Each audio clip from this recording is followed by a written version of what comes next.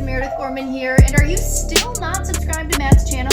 Well, if you're not, hit the subscribe button because he's giving out free picks each and every week. Hope you have a good rest of your day. UFC 326 back in Las Vegas at the T-Mobile Arena for Oliveria versus Holloway for the BMF title. Not a deep pay-per-view card, however, some good matchmaking on this one, and I'll break down the main card like I always do, guys. Provide free picks, leans, price talk, fades, and more. Systemsportscapping.com or link.me/systemcapping. Everything's over there. Become a client today. Support the system while you profit long term. Currently handicapping UFC, PGA, and we will be handicapping the March Madness tournament. Another year, guys, another good start to this season for clients in the UFC. 12-4, 75%, average line plus money. Remember, not big favorites, I bet here, guys. Average line plus money. Just under 100 units, longer term. Remember, smaller unit handicapper, structured. That's how you beat the books long term. 1 unit, half unit. Best bets are 2 to 3 units. Like the video if you are watching on YouTube, Spotify, or Apple podcast listeners. Please review, please share with someone else that enjoys sports betting or just UFC in general. Again, we have a PGA podcast every week, UFC, and then when the NFL season is going, NFL as well. Let's do a UFC Mexico recap, guys. Another perfect card for myself and clients. 3-0 client card, third perfect actually of the season. We had to be creative on this card due to the larger prices of the Mexican fighters. I did like most Mexican fighters.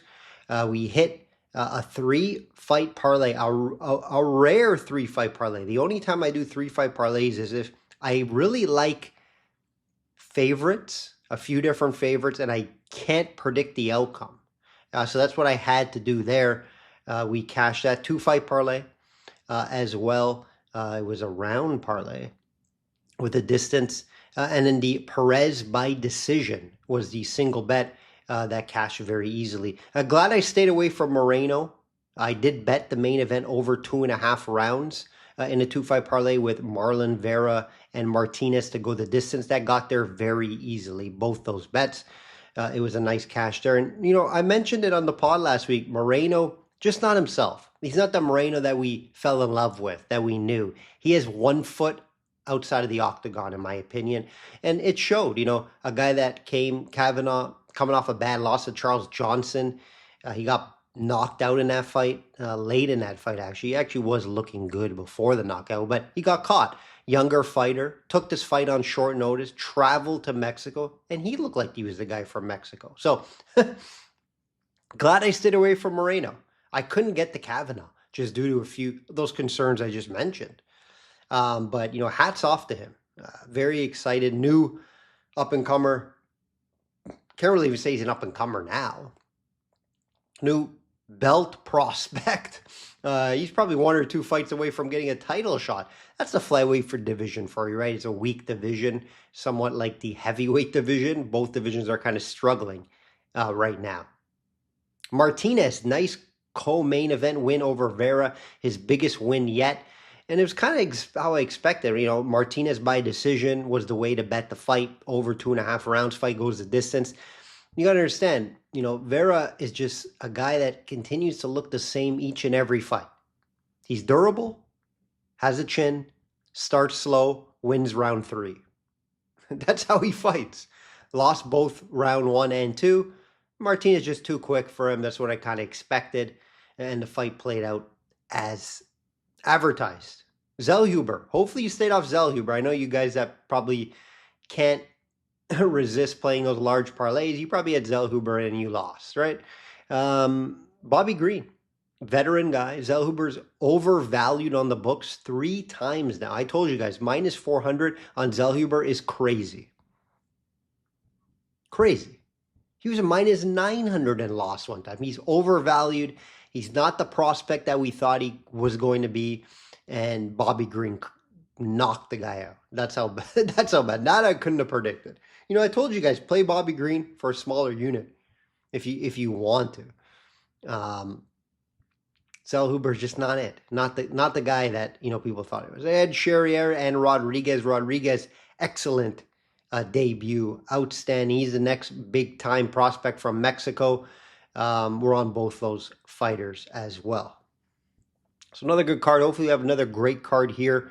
The system plays. It continue just attack the way I bet at UFC in the system. It just profit a very high percentage. Don't change anything, even if we go on a card losing, couple fight card losing streak, which is rare, but it can happen. We don't change the system and how we bet. White House news. Let's do some White House news, guys. We're getting closer to Alex Pereira, John Jones.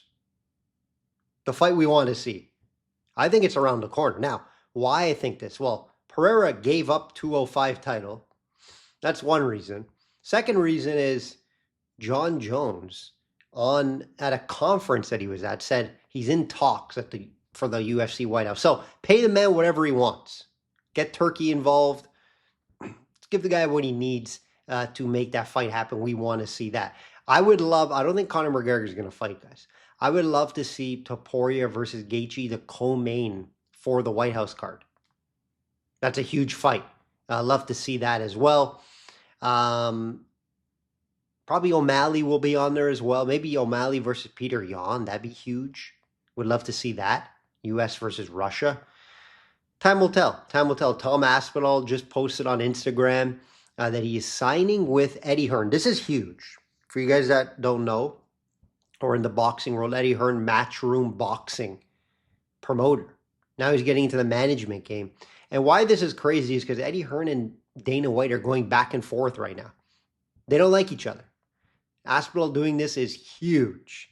And, you know, Dana White's been kind of throwing shade to Aspinall. And, you know, I think he's kind of getting him back here. So interesting to see how, like, negotiations are going to work out when Eddie Hearn is involved in it. So very interesting to see how that goes. Fun time to be a UFC fan, guys, right? A lot of good matches. We got UFC Miami coming up as well. Got some fun fights on there. And the fight I'm waiting for, still waiting for, Arman versus Islam. Please make this fight happen. This is the fight I really want to see in 2026. I believe it should be next. Let's get into this card, guys. Let's get into this card. It's the BMF title. Main event, Holloway, minus 225 versus Oliveria, plus 185. I think the line is fairly accurate. 2-1 favorite of Holloway. I believe that is accurate. I do believe the matchup is much better for Holloway. If you guys forgot, this is a rematch from 2015 where Holloway actually finished Oliveira in round 1. That was due to an injury, as a TKO. You know, a couple of things to look at there. But this fight needed to happen again, and here we are. And it's for the BMF title. Two guys that are just BMFs, right? It makes sense. These two guys are fighting for it. Now, the matchup, not great for Charles, guys, on paper. Right? Why? Holloway, very difficult to take down and very difficult to finish. How does Oliveira win this fight? By finish. He doesn't win this fight by decision, guys. There's no way. I would be absolutely shocked if Charles Oliveira won this fight by decision.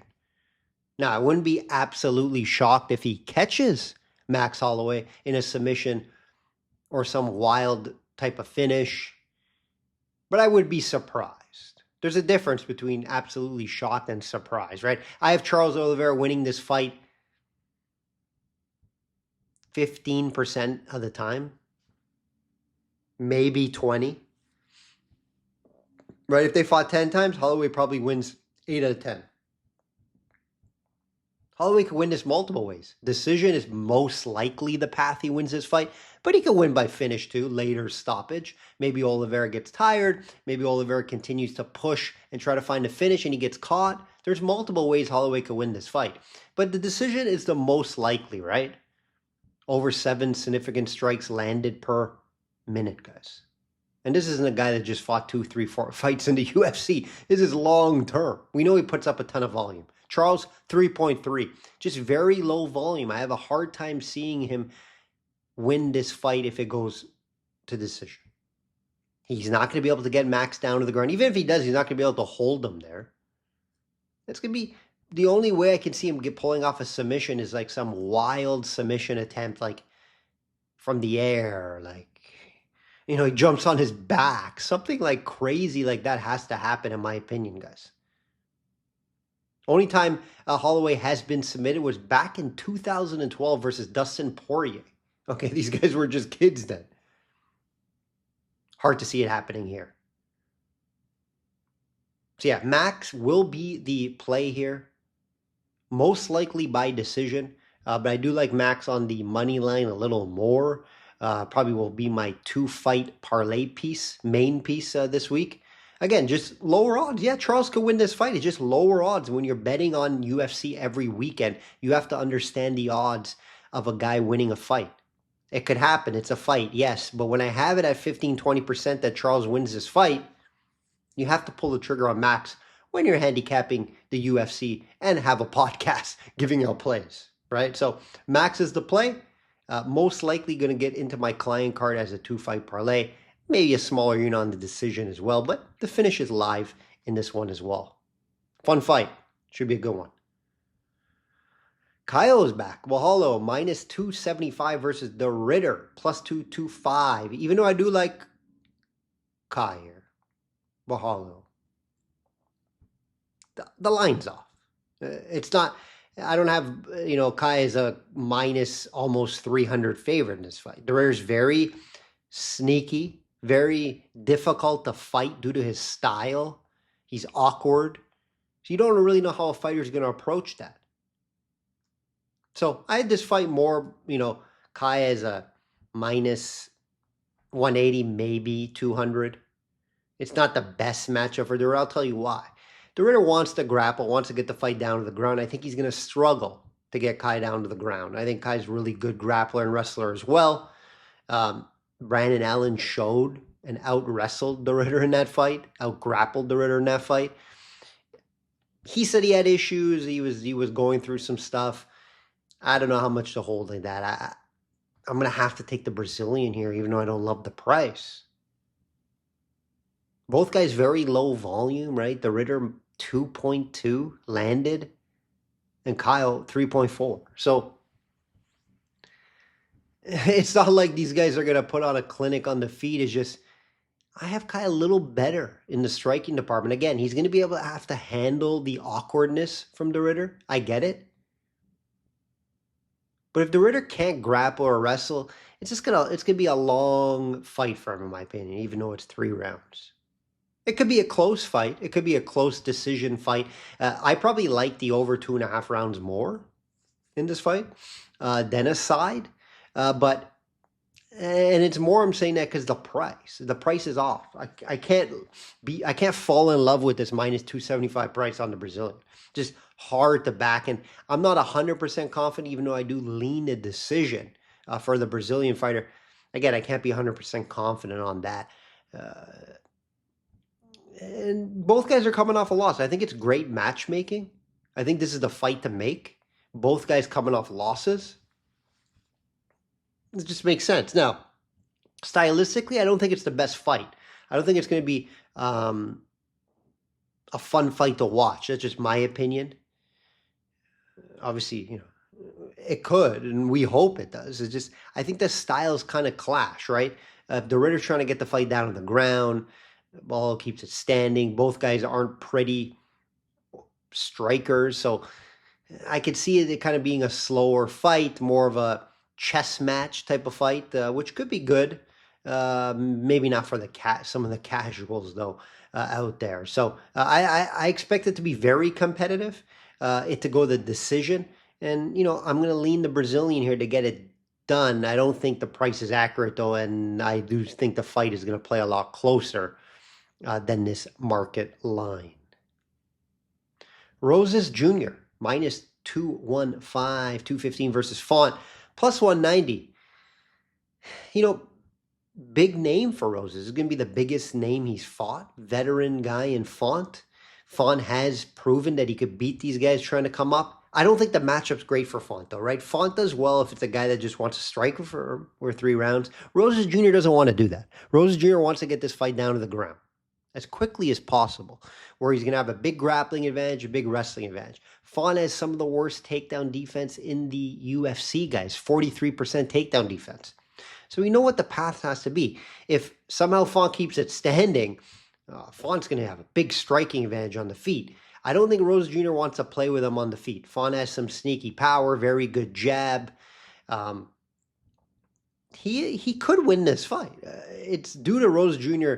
lack of experience, biggest name he's fought.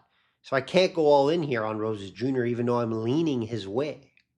I think he's going to be too physical, too strong for Font.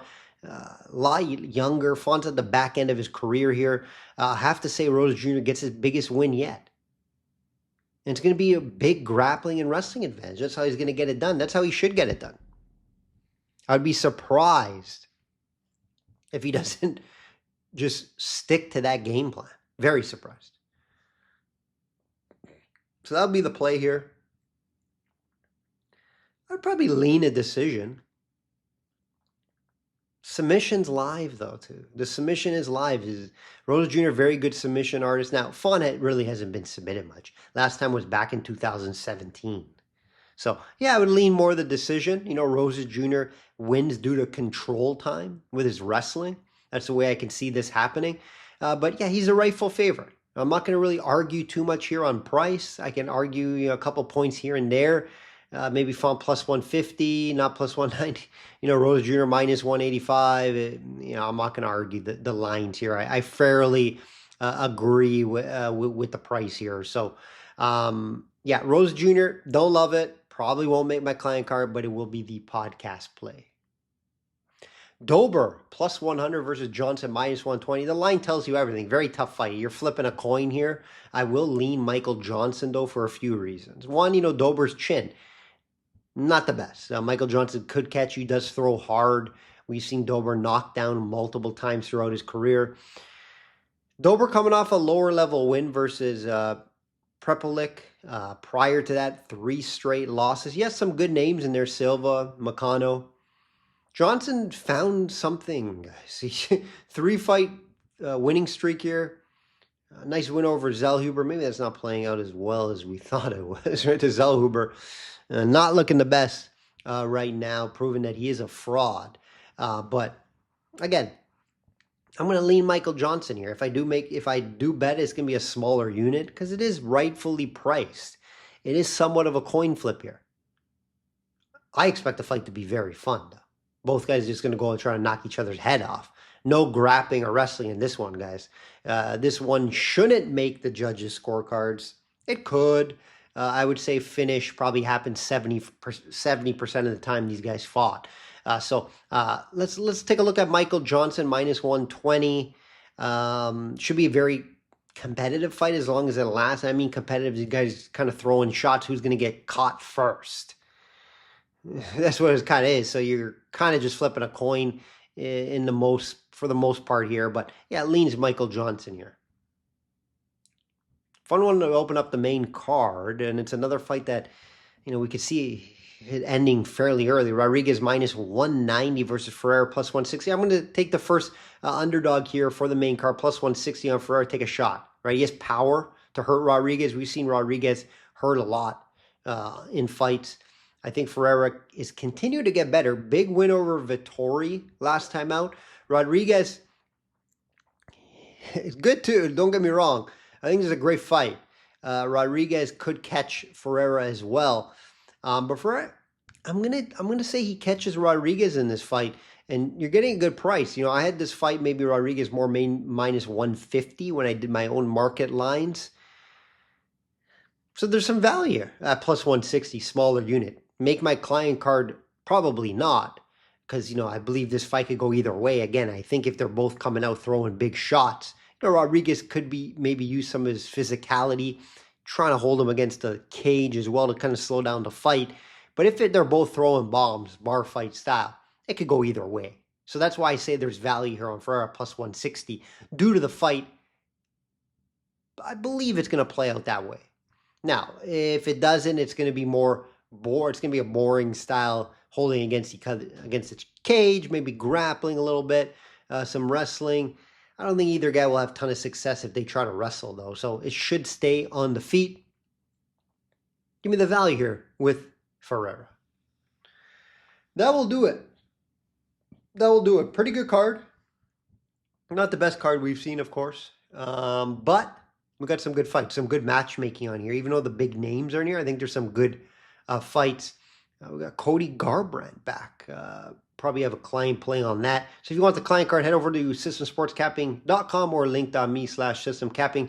Get my personal plays with unit sizes, detailed breakdowns, what sports book to bet at it, and more. Like I always say, bet smart and know your limits. Enjoy this card.